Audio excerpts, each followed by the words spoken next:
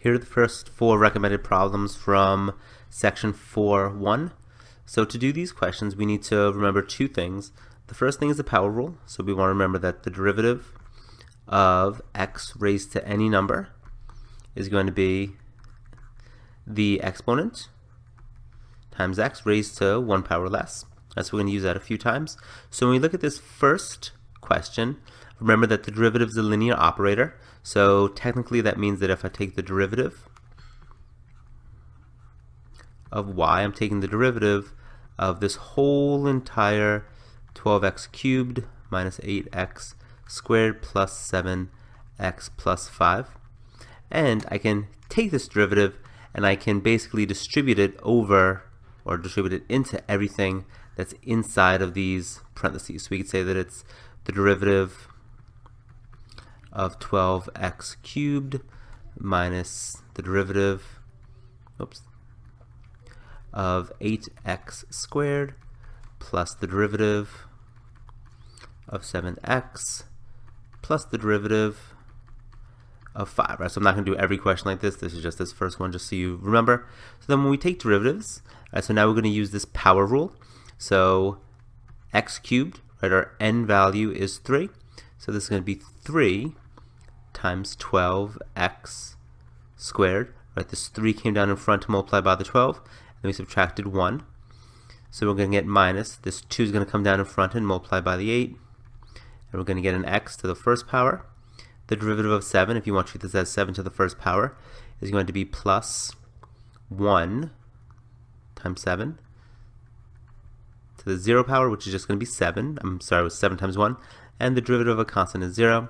So when we put all of this together, this derivative is going to equal 36x squared minus 16x plus 7. Right? That's our derivative.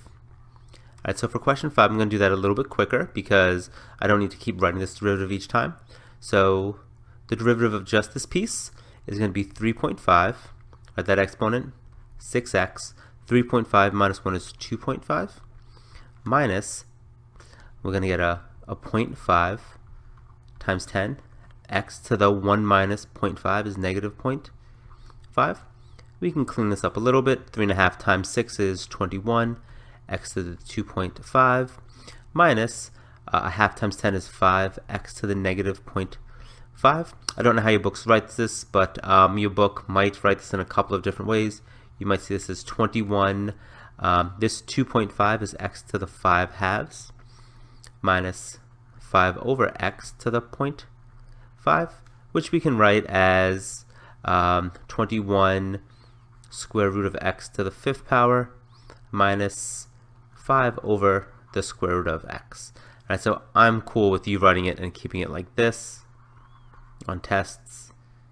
If I don't give it to you as radicals, don't write it as radicals. Right, so same thing with question 9. We could write these as a bunch of negative exponents, or we can just use this power rule, negative 3 times 10, x to the negative 3 minus 1, plus 5 times negative 4, x to the negative 4 minus 1, minus 8. Well, the derivative of x to the first power is just 1, so minus 8 times 1. So we're going to get a negative 30. X to the negative 4th power minus 20x to the negative 5th power minus 8. Alternatively, we may see this at times as negative 30 over x to the 4th power minus 20 over x to the 5th power minus 8. For 11, we can write 11 similarly to question 9. We can write this, if we wanted to, as, oh, I should actually not be like bad notation. This is dy dx. This should be f prime of x up here. My bad. So we can rewrite question number 11 if we wanted to as 7t to the negative 1st power minus 5t to the negative 3rd power using rules of exponents. From here, we're just going to now do the same exact thing that we did for question number 9. We're going to take the derivative, so f prime of t is going to be negative 1 times 7 t to the negative 1 minus 1 minus 5 times negative 3 t to the negative 3 minus 1, which will be equal to negative 7 t to the negative 2nd power plus 15 t to the negative fourth. And we can see this sometimes written as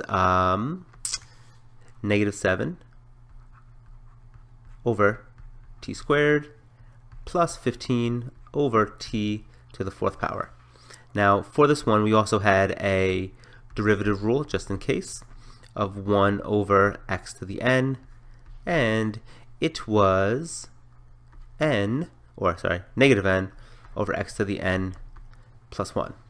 So if we use that formula right here, just if you want to kind of remember things that can be kind of helpful, so this is t to the first power, right? So we're n is equal to 1 here. So we're going to bring this negative 1 up, so negative 1 times 7, and then we're going to add 1 to that denominator. Right, so we get negative 7 t squared.